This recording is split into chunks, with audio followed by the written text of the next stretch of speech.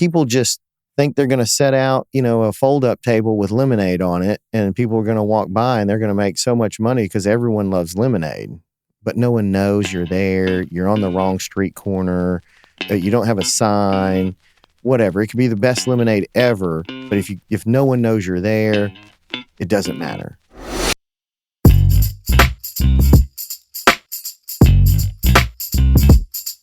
Hey everybody, and welcome to another episode of the Overlap Podcast, where we dive into the intersections of work, fitness, family, faith, parenting, and leadership. And really with the idea that growth in one area of your life fuels growth in all areas of your life. And that's why we're committed to taking the lessons we've learned from business, breaking them down into simple, actionable insights, and empowering leaders to thrive. Good morning, Keith. Good morning. I said that just to piss Tim off. I know. It's now anytime we do the intro or anything like that, I make sure that you verify what time of day it is? Yeah, or something, just to kind of wind him up. He loves it. Oh, yeah, he does. He now knows that crap talk is our love language, so he's in the fold. That's right. All right.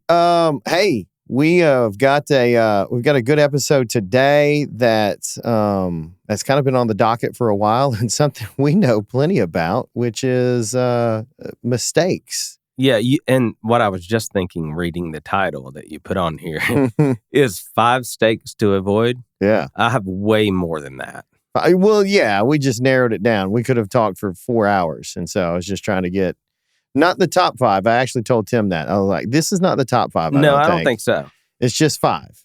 Right.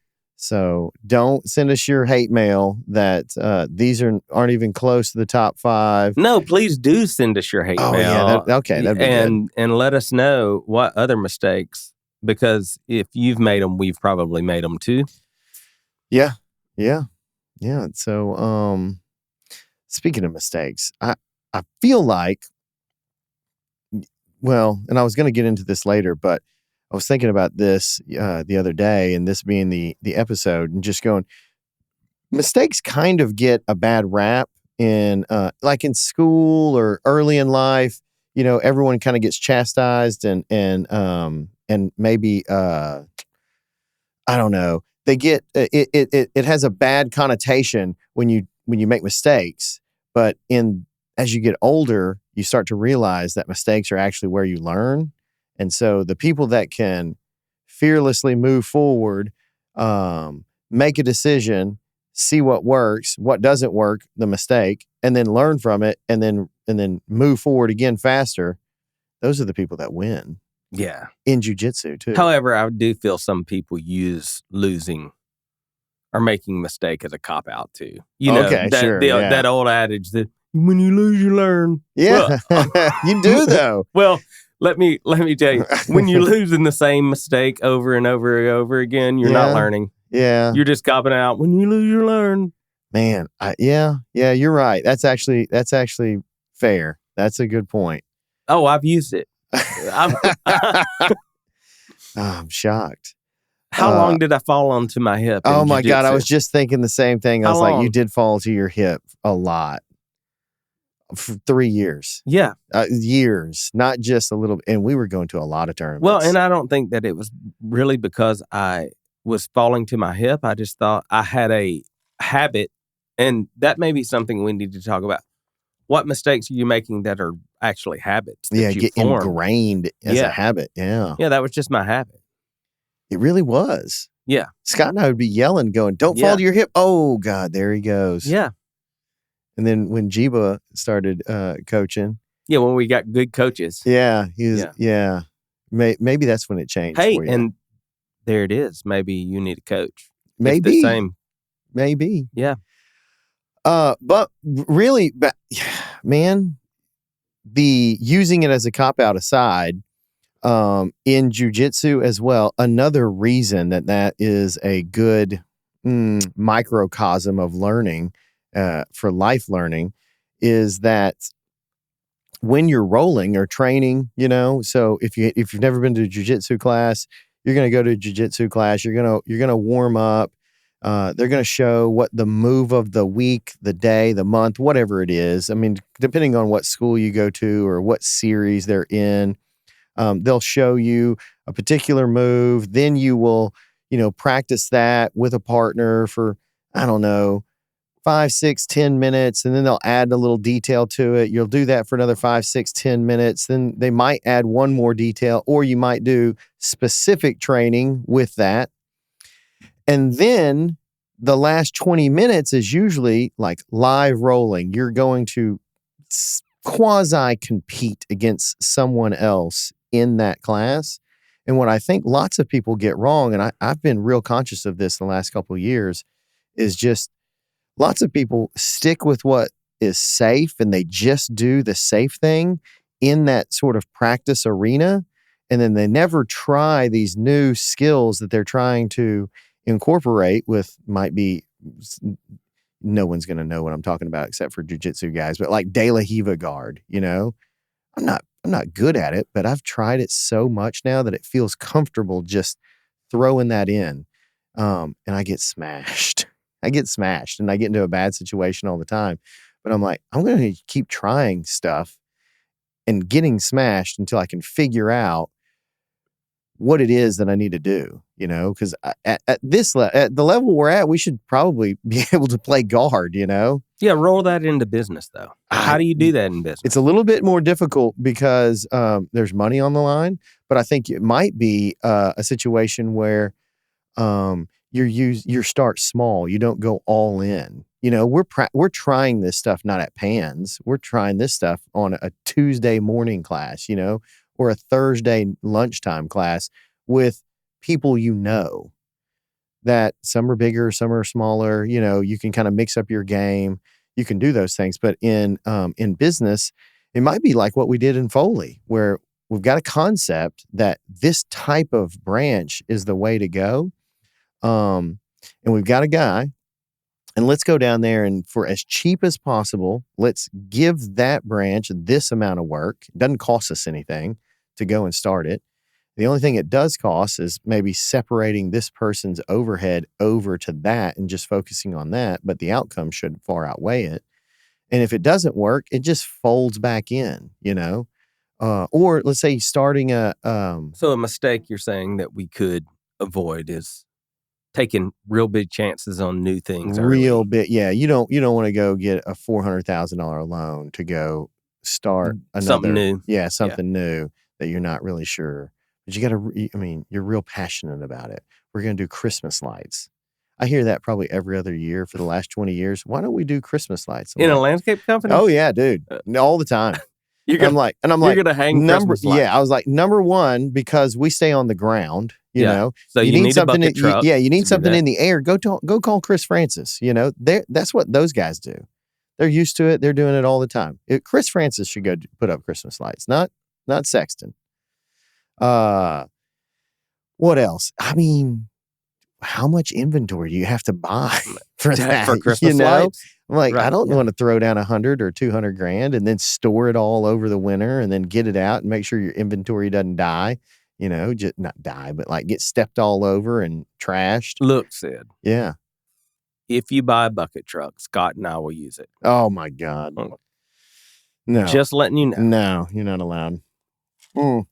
So back to it though. 5 mistakes to avoid. Yeah. Back to it. 5 mistakes to avoid, which we know something about.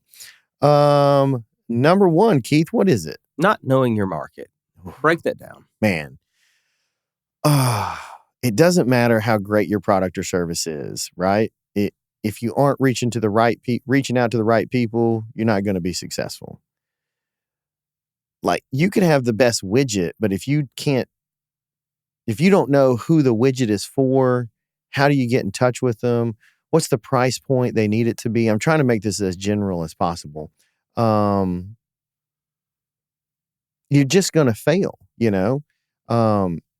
Not knowing your market is by far one of the biggest mistakes you can make as a business owner. Figuring out who your market is, how big it is, and how you'll talk to them is the key. When you deal with creatives like I do, though, yeah, they always say, I'm going to do something that I like, and if nobody else likes it, that's okay. Well, that's not a business. It's not a business. It's an idea. Yeah. And you could start very small and see if you can get traction with it. Yeah. But marketing and really demographics, psychographics, possible, customer not the customer count possible. God, what's the word? Market cap. All those things you need to kind of have an idea about. Now, look, I'm all in to doing innovative things. Me too. But if those innovative things nobody else wants, yeah, it may be a bad idea. Yeah, I kind of put in some notes here. Keith Cunningham says this over and over all the time. Find out what they want, go get it, and give it to them. I mean, it sounds oversimplified, but that's it. That's it. Find out what they want, go get it, give it to them. That's it. People want their grass mowed. Cool. Go get it, give it to them. You got to do it. You got to price it at the right price, but we'll get to that. What is it? What's a new, I'm trying to think, what a new, something new that people want that probably they didn't 20 years ago. Hey, let's take Dom. I mean, did the AI service for small business consultant for AI ever exist like 5 years ago? No. People want it though, don't However, this is a perfect example of thinking you want something but not knowing what you want. Right. They just want consulting. They know This is important. I don't know how I should be thinking about it. How can I utilize that in my organization to make me more efficient? I had a company in my office yesterday. Yep. Probably one of the biggest companies in their industry. Mm-hmm. Saying that same thing. Yeah, everyone's saying that. Why do I incorporate AI? Why or how? Well, why first? Okay. What can it do for us? Okay.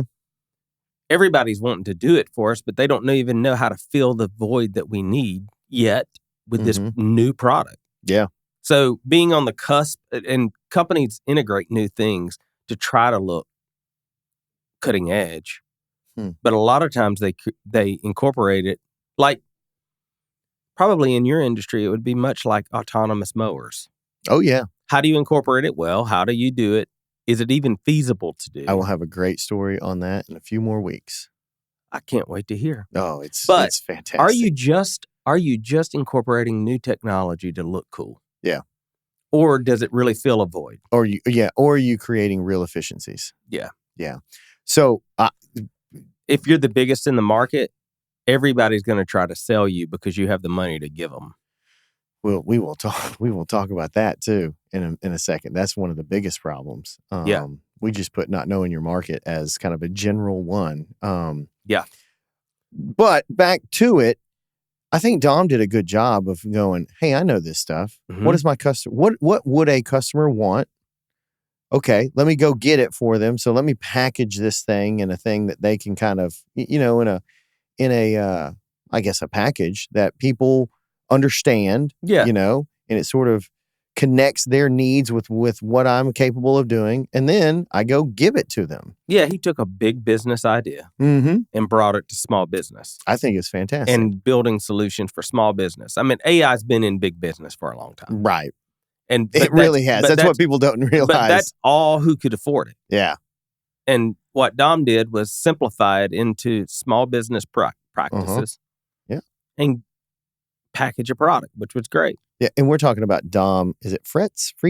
With Port City AI. Port City AI. That guy needs to sponsor. Yeah, he does.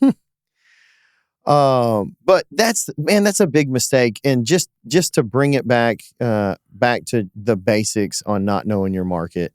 It's not the number one thing. Maybe it's the first thing is to build a great mousetrap, build a great product, but then know who needs your product. How do you reach them? How do you, and how do you make it available to them? Like people just think they're going to set out, a fold-up table with lemonade on it, and people are going to walk by and they're going to make so much money because everyone loves lemonade, but no one knows you're there. You're on the wrong street corner. You don't have a sign, whatever. It could be the best lemonade ever, but if no one knows you're there, it doesn't matter. That's kind of what I'm saying too. Maybe no one in this area likes lemonade because whatever, I don't know. But everyone gets my point. Not You're knowing their trying to market. put a landscaping business in a community that can't afford it. Yeah. Oh, yeah. Yeah. That's Yeah. one. Yeah. Know your market. Yeah. Yeah. I want to take a moment to talk about someone who's been instrumental in my personal and business success. That's Johnny Barranco and his team at Barranco and Associates. For over 7 years, Johnny has been my go-to accountant and financial consultant. I can tell you that he's more than just a tax preparer. Johnny takes a holistic approach to all my financial dealings, aligning them with my long-term plans and personal lifestyle. I've recommended Johnny to several friends throughout different business groups around the country, and the feedback has been nothing short of exceptional. His expertise and service are top-notch. So if you're looking for someone who not only prepares your taxes, but also helps you strategize for the future, Johnny and his team at Barranco and Associates are the ones to call. Trust me, you won't regret it. So contact Johnny Barranco today and take the first steps towards financial peace. You're not going to regret this. Hey, let me tell you about a friend of the show called Content Fresh. Since they've taken over our social media for the Overlap podcast, we've seen incredible growth. When you combine the growth from all social platforms, we're looking at a massive increase of 2,235%. This partnership has truly transformed our reach and engagement. If you're passionate about growing your business, partnering with Content Fresh could be a game changer for you. Go to overlaplife.com and click on sponsors today. All right, number 2. What is that? Thinking money solves all problems. Dear God. Dear God. I've never lost more money oh my God. than when I had money. It makes you just do all kinds of stupid It makes lazy you crazy. things. Yep. Lazy is all it is.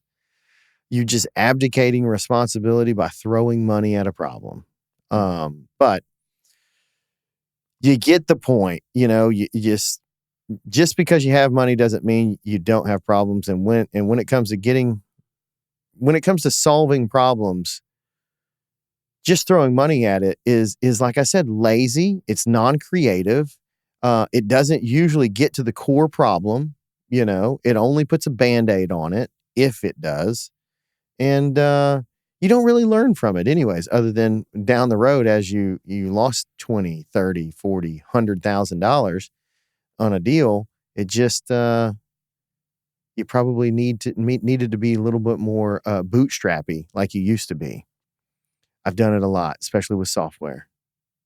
I bet. Oh my God. Yeah, that technology can, and that goes back to the AI conversation. Yeah. Just because you think it's fancy to optimize your processes with AI, you better be sure the processes that you're optimizing are the ones you need to be. Or worthy of that time, focus, and money. Yeah.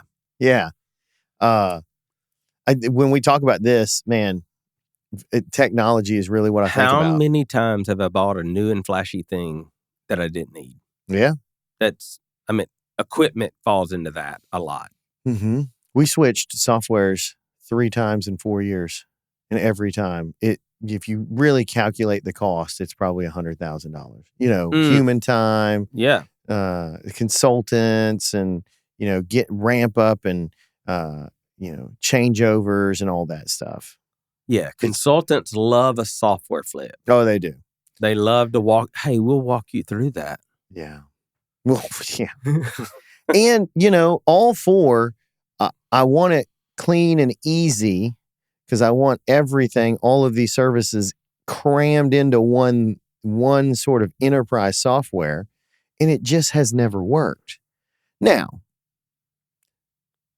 what I will say is that I've learned that the hard way, but I'm very leery of software. Not that I don't think software is important, but I'm very leery of buying the story that the software salespeople or their pitch or their demo shows. And I ask more questions now, and I negotiate a hell of a lot better than I did 3 years ago. Well, and software also can be very confusing. Yeah, it can be confusing. It can be clunky. It can be not very intuitive. It can be it could have like APIs that are kind of messed up that don't work great, and you thought they would. And I got all into the this things. thought process over the last 6 months or so, looking for software to do, or web apps, software, whatever, to do customer management. A CRM? Yeah. Yeah. And I thought there was one out there that would fill my need. Mm-hmm. But after I dug in and took the time, and that's what I would say. That's what it is. Take the time to test it. Yeah. I figured out the one program that I thought would do it all would not fill my needs. It's just too big. And so I'm using multiple products to do it at half the price. Yeah. No, but what a lot of times software companies will package a program and say, okay, this will run your whole business. Mm-hmm. Yeah. Well, the area that I needed it to run the most, it was a weekend. And so if I had the marketing side, if I had gone all in on it, yeah, I would have been in contracts for a year, because this company makes or 3. Yeah, this company makes you sign. Yeah, this company makes you sign contracts, and thank God I didn't. Yeah, and so I labored over it a long time before I made decisions, and I brought in a consultant, and then she guided me into 3 separate products to do 3 separate things, and I saved a boatload of money. That's good. Yeah, and so what I think is we make decisions. And at a certain level, we get caught in that mentality of you got to think fast to beat the market. Mm-hmm. Well, sometimes you don't. And sometimes you've got to take time to see what the market needs before you decide, or what your organization needs, or whatever. Yeah. Sometimes taking time saves money. Yeah. I would say that. I would say sometimes having money saves money too. That was the only other thing I was thinking on this subject, is that if you've got some money saved up, and you can go ahead and pay, you will get some good discounts sometimes. Oh, if you can pay the year up front, sure. Oh man, you'll get like 50% off. No, but before you pay 30% off. But before you pay the year up, you better make sure that the solution works. Yeah. Yeah. That's a good point. Oh, I love the 3. We talk about this all the time. Yeah. Forgetting the importance of making a profit. Hey, how does a business go out of business? They run out of cash. There it is. It's the number one thing. Man, I love asking people that, because they'll be like, oh, I don't know. And they think about it, and they're like, oh, they don't have enough customers. I'm like, I don't think that's it. And they're like, well, and I go, well, what does that lead to? And then they go, well, then they lose market share. And I'm like, oh, okay, cool. What does that lead to? And whatever. Then the cash flow is low. And I'm like, okay, well, what does that lead to? Then they can't pay their bills. I'm like, cool. What does that lead to? And I guess they run out of money. I was like, that's the only reason. That's it. Everything else is a symptom. But the actual cause of death is running out of cash. Because what is the language of business? Numbers. Is the language of business. It is. I had a long a long meeting all day yesterday. I saw you, and you were in there writing on the board. I know, dude. It was like, wait a minute, we don't know what this number is. Yeah. All right, let's get out our calculators. Let's go. I saw you had that one pen out. Going. I did. I can't believe you reserved the other conference room. You made me go up front, or at least that's what Allie said. Yeah. I was like, oh God, I don't want to be up here. Everyone can see us. Yeah. Keith and I have some shared workspace, and I had a meeting yesterday. It went well, but numbers being the language of business was discussed ad nauseum for about 8 hours. And isn't that amazing that we have to have that conversation with entrepreneurs? Well, do you think you go into business not knowing that? Well, I think, so you remember the E-Myth, right? Yep. This is, Michael Gerber nailed it. Hey, you can go way back in our episodes and find this. I think it's number 2. Yeah. I think it's episode number 2. And we're on 171 now. So, that's a long time ago. But Michael Gerber said that most people go into business because they have an entrepreneurial schism. I'm like, and what that really means is, hey, I'm a good plumber. I know how to do this. I know how to do plumbing. So my next logical step is to own a plumbing business, right? But what they failed to think about is that plumbing is one aspect and probably just 1/3 of the overall plumbing business. The other side is I need to know how to market, know your market, who needs it, how do I get in touch with them? I need to know how to price it. But if you're a plumber and you're working for a plumbing company, you probably have an idea of how things are priced. You don't know if that's appropriate or not, but you need some accounting knowledge. That's the numbers being the language of business. And then you need like some real leadership if you're going to scale beyond yourself. That came out real funny. If you're going to scale beyond yourself. And so, man, most people miss that accounting part. And most people say, hey, I'm not a numbers guy. I'm just a plumber. And I'm like, cool, go work for someone else because this is so important. You can't abdicate this responsibility. And what most people do is they let their accountant come in and set their books up, and accountants set it up, and it's nothing wrong with them, but they set it up where it's easy for them to do their taxes. Everyone except for Johnny Baranko and his team over at Baranko and Associates. And I say that with full freaking confidence because I've gone through plenty of accountants, and this guy, man, they do a great job. But with that little laid out scenario there, you just lose track that making a profit is important, and you fall prey to the, hey, you're going to owe about $80,000 in taxes. Why don't you go ahead and go buy an $80,000 truck? And they don't stop and think, man, wouldn't I rather just pay $80,000 in taxes, and because I've got 160 saved up, and then I won't have the ongoing burden and the interest or whatever, of keeping that thing. I don't need another truck. It's just it's a better thing to do if you think it all the way through. So many times in tax situations, I've tried to be crafty. Yeah. And it's never paid off for me. It sounds like a great idea. Sometimes you just have to pay the piper. Well, to another book, Simple Numbers, Straight Talk, Big Profits by Michael Crabtree said, the number one indicator of your success as a small business owner is the amount of money you pay in taxes. And this is an accountant. He owns a big accounting firm up in Huntsville. He's well known, well respected. And I hate hearing that, but I think he's right. You know what? One day I was griping to my granddad before he passed away about the amount of money I was paying in taxes. And he just so eloquently looked at me and said, well, you know what that means? You made money. Yeah.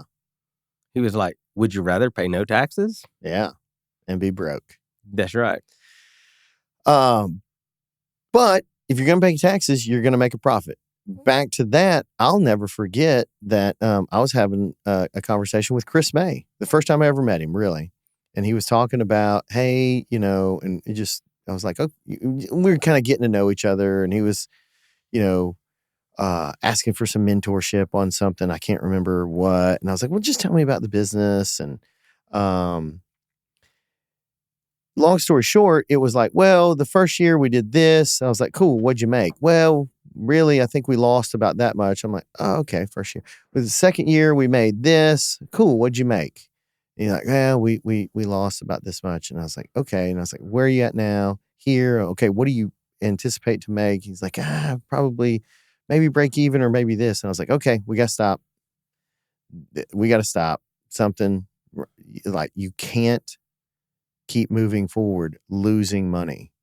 He's like, what? I was like, man, you're a competitive guy. And that guy is a competitive guy, like super, super athlete. I was like, when you don't make money, you're losing. You've been losing for 3 years. Is that okay with you? He goes, no. And I gave him the story. That's how businesses go out of business. And like, I think he'll tell you, man, it snapped him right into check. And and started thinking about what he's spending and does he actually need to spend it on this? I mean, because everyone thinks that they need this receptionist. That's one of the things I see all the time. I need a receptionist. Who's going to answer the phones? I was like, I don't know. What are you doing? Yeah. I don't know. What's the girl? Well, I'm doing sales. I'm like, cool. Well, between whatever time, what are you doing? Could you pick up that phone? Could you help the customer? Could you sell them something? Do you need to spend $42,000 on someone to just sit up there and like answer phones when it does happen? It's a nice luxury.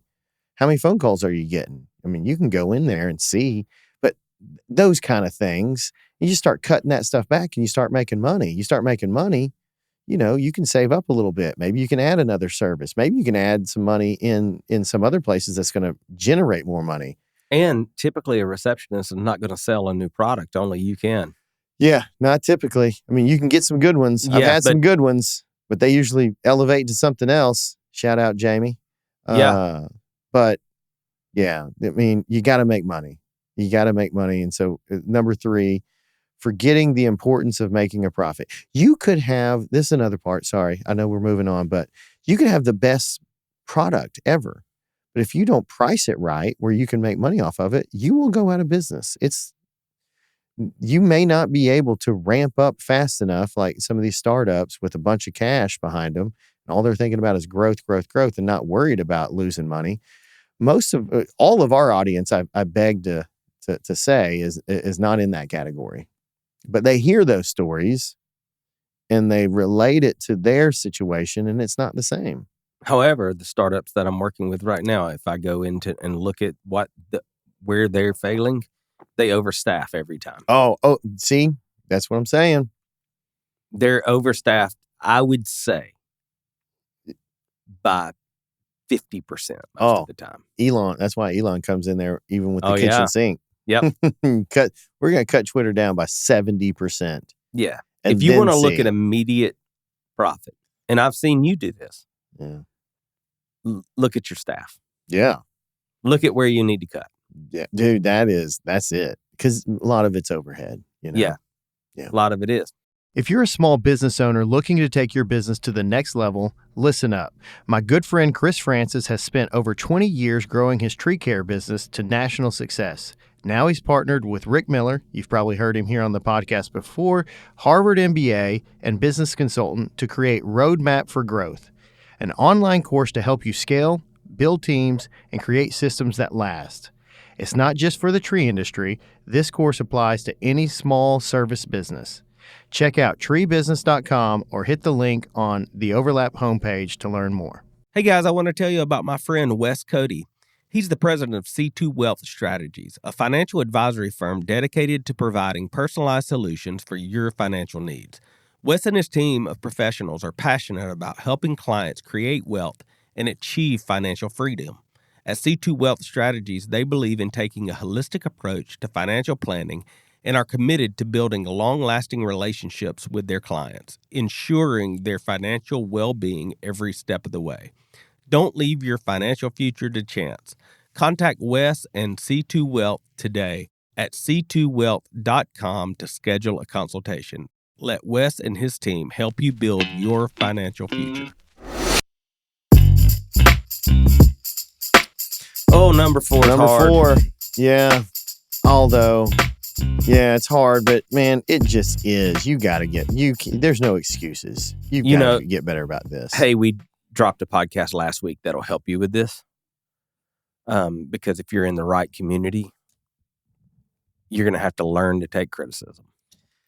Yeah. The number 4 mistake is not taking criticism well. Yeah, that's a big one.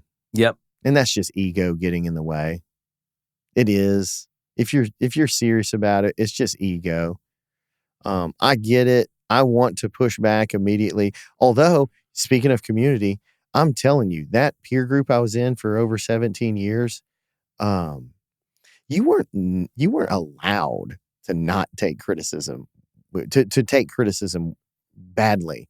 They just beat it into you. It was a little cultish and pretty brutal. Where I was like, dude, we would share numbers monthly, lots of times quarterly would be, pretty serious. And then annually for sure, Like you better have your numbers in a month before, or you're probably getting kicked out. Like, don't show up with a grenade for this meeting and just say, oh, I didn't have this. I mean, you're out of there, buddy. We do not waste time on that. And we're all like young and like aggressive business owners and talking to each other all aggressive. But what it did is it created like this whole environment where you had to hear it. You would give it, but you had to damn sure take it. And you couldn't like push back too hard because that only made it worse, you know? It was pretty good. Let's talk about community. One of the things that I believe people who don't take criticism well, and the reason they don't take criticism well is they're not, and it's a lot like we talked about in the community episode. They're an island themselves. And they don't place themselves in groups of authority that people may have authority over them. And I think it's real important for entrepreneurs and business owners to place themselves in places where you have to be under authority. Yeah. Because we walk around in authority all day long. Yeah. No one telling us what to do. No one saying anything to us. We can make all the mistakes we want and never pay the consequences. Oh, yeah. We're the boss, and those mistakes kind of get excused away. Yeah, and then we'll roll them under a excuse. Mm-hmm. And so I think it's really important for us to place ourselves in places like a peer group that people have the ability to speak into our lives. Yeah, I agree. And to that point, the criticism itself, the one best lesson, and I don't know where I heard it, but I've heard it a bunch of times since, and this was kind of relatively early on in my life and career, is that, hey, Sid, just think of it this way. If you're not the problem at your business, in your marriage, in your family, in your life, if you're not the problem, you don't have any answers. Because when you really think about it, you can't control anybody. You know, those people that work for you, you can't make them get up out of bed and love coming to work for you. Like, you can't like strong arm that. You can have some influence, but you can't make anyone do anything. You can only make you do something. So if you're not the problem, if the answers to your problems are not you and your behavior, your attitudes, your beliefs, your words, your actions, then you don't have any solutions. You're screwed. But if you are the problem, so you might want to listen to some of this feedback, then you do have a chance to change, to be something different, to say something different, to think something different, to read something different, to change the system. And I was like, man, that'll break open everything. And you'll just listen to criticism. Maybe not all the time, like acceptingly 100% and appreciate it and all that stuff, but it'll sink in. Criticism normally makes you mad up front. Yeah, because it's ego getting checked, and ego, its job is to deflect that or defend itself.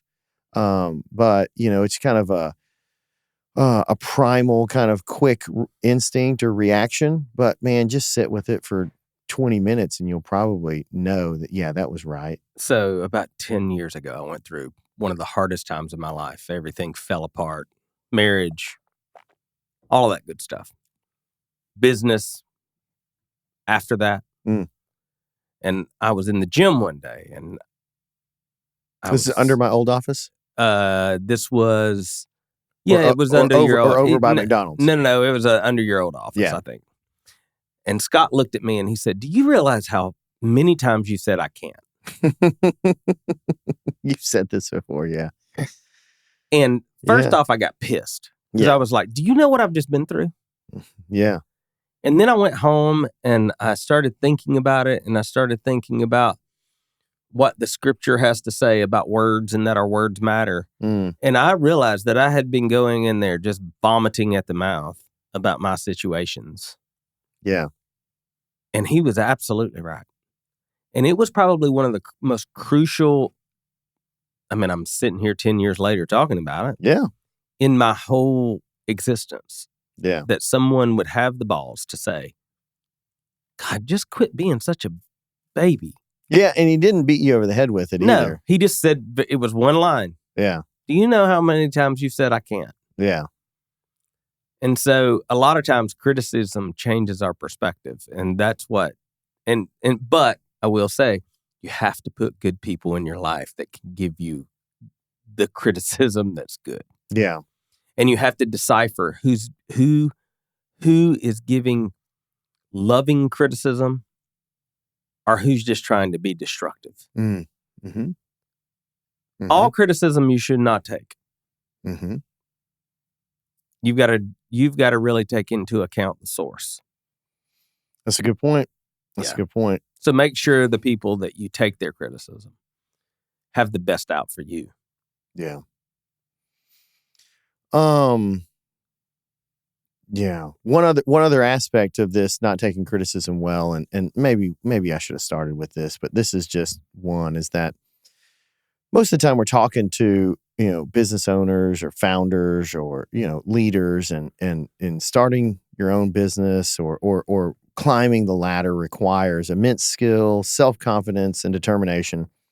And unfortunately, a lot of these qualities make a great entrepreneur or leader. Those qualities, that turns into arrogance. And arrogance can be the downfall of any leader. Believing in the perfection of your own ideas leads to the tendency to dismiss criticism and ignore legitimate concerns and questions from both your customers and your investors. Yeah. So if you can't take some criticism because you think you don't stink, it's going to be tough, man. It's going to be tough. So whenever things are going really well, I'm usually going, okay, I better check where I'm missing. One of the truest sayings that I've heard over and over and over again, and my mom used to say it, and my dad said it, and if you're a person of faith, you've heard this: pride cometh before the fall. Oh yeah. But it's the truth. Yeah. Every time do they have to say cometh? Could we advance that statement? No, you got to go say, King James. Man. Pride comes before the fall. There we go. Modernized. Don't have to say cometh. Well, I was telling you how my dad said it. Oh, I know. I'm advocating. Yeah. I'm advocating for Gen Z or whatever. Hey, so true though. Pride does cometh before the fall. I squirreled there. You just said cometh. I know. Yeah, I know. See. All right, number 5. We're closing it out with this one, and you had a take on this. Ignoring your competition. Break it down though before I say what I brought up. Look, I have been guilty of saying this all the time. I'm not worried about the competition. We're worried about us, which is true. But no matter what you say, there's other people that are competition. And if you're not at least understanding what they're doing, how they're marketing their product, what their product is like, who they're targeting, it's kind of like that the arrogance that you don't take criticism well, you just don't ever change if you think that you don't have any competition. If you're ignoring the competition, it's really just arrogance, thinking that we don't need to do anything but what we're doing ever.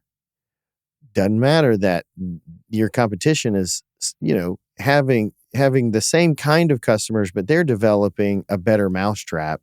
And they're ultimately going to take all of your customers. And when they do, when you finally see it, it's probably too late. Hey, Sid. Yep. I got something to throw in here. I think you'll like. What you got? You've done a lot of jujitsu tournaments, right? Oh, yeah. You're not just going to stand in a corner and not look at your competition. Well, it's funny you're saying that. Are we recording this? Yeah. Okay, this is great. I was actually thinking about that.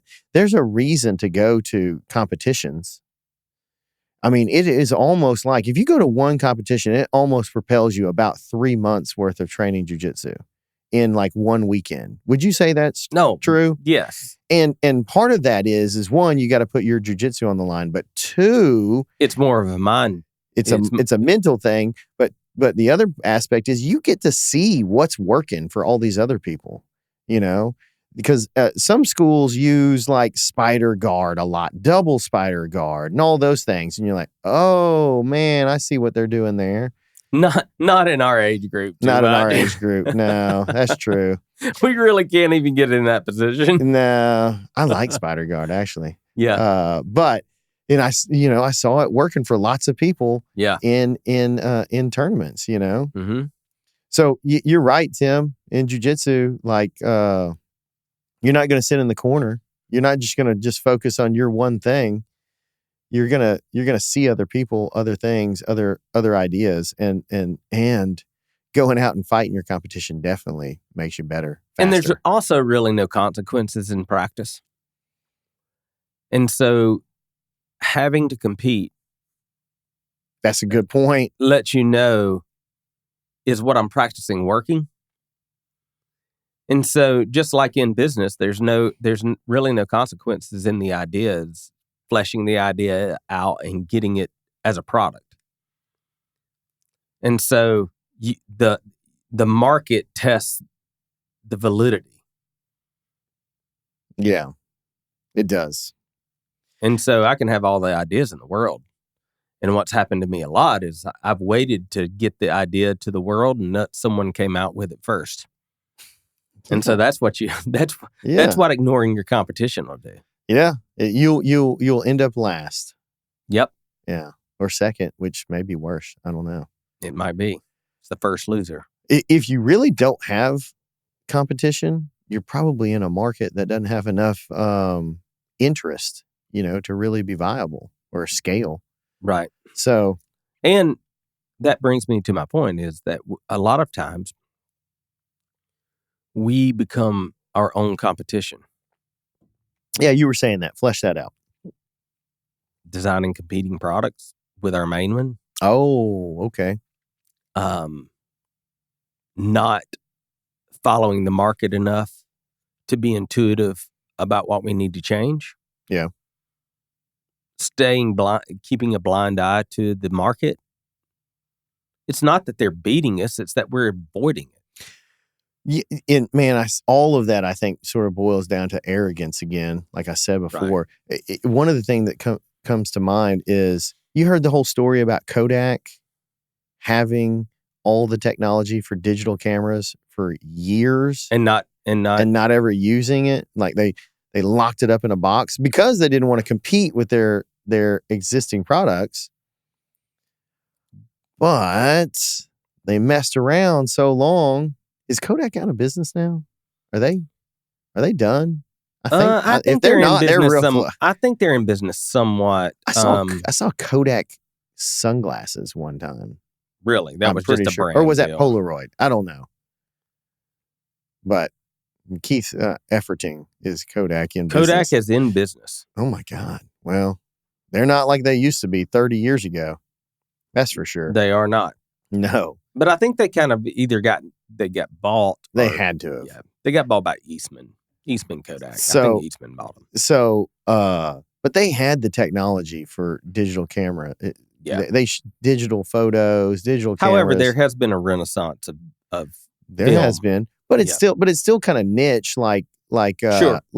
Records, vinyl. Yes. But I have seen a lot of kids with disposable cameras, and every wedding you go to now has them and all that stuff. But they ignored back to Kodak. They ignored their competition, and it cost them dearly, and that was just arrogance. Right. So ignoring your competition. That's number 5. Recap. Number 1, not knowing your market. Bad deal. Who's your customer? What do they want? How do you give it to them? Number 2, thinking money solves all problems. You get a little bit of success and you just start becoming lazy, throwing money at issues. Maybe that phone issue. What are we going to do about answering phones? Oh, well, let's not come up with a system. Number 3, forgetting the importance of making a profit. Numbers are the language of business. Oh my God. That's a good one. You got 4. Number 4, not taking criticism. You're really good at this one. That's why I wanted you to take that. What, not taking criticism well? You're good at taking criticism. Oh, thank you. We give you a hard time every day. Every day. I love it. It's made me into a great human. Yeah, number 5, ignoring your competition. That's the last one. So there's just 5 mistakes to avoid. And we hope you got something out of that. We appreciate you listening. What else, Keith? I don't know. I think that's pretty good. Okay. Well, I mean, that we just broke down life also. Business, life. Yeah. Well, hey, if you like this podcast, please share it to someone, share it with someone, and follow, all that jazz. Write us a review. Do anything you can. We really appreciate it. Hey, thanks for the reviews lately. I've seen some pop up and some new ones. So thanks for. I'm truly humbled that you would listen to us. You know. Me too. Kind of a cool thing. Me too. And we hope we're helping. That's our goal. All right. Well, appreciate you guys, and we'll see you next week. Peace.